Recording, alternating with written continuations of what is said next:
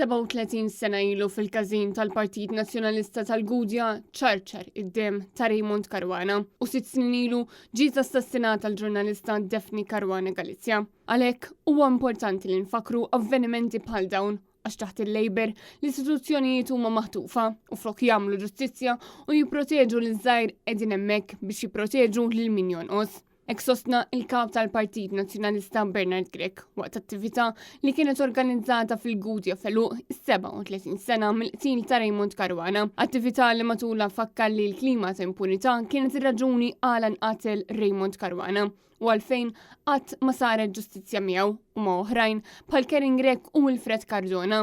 Inġustizzja li qed tibqa' tirrenja anka taħt dan il-gvern. Kien biss wara li tela l-Gvern Nazzjonalista li bdiet issir ġustizzja sħiħa għaliex?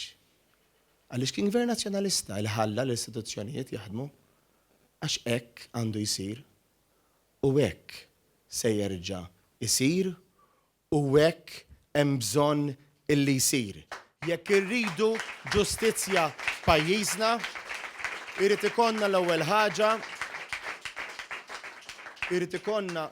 ħaġa l-integrità fit-tmexxija. Fl-attività tal-Gudja kien hemm preżenti diversi żgħażagħ li min-naħa tagħhom saħqu kif il-qtil politiku ta' Raymond Caruana għadu rilevanti ħafna sal-lum il-ġurnata għaliex ifakkarna kemm pajjiżna għadu qed jaffaċċja sfidi kbar fejn tidħol id-demokrazija vera. Iż-żgħażagħ qalu li l-libertà tal-espressjoni li ġielet għaliha Raymond Caruana illum hija mill-ġdid medda taħt Gvern Laburista.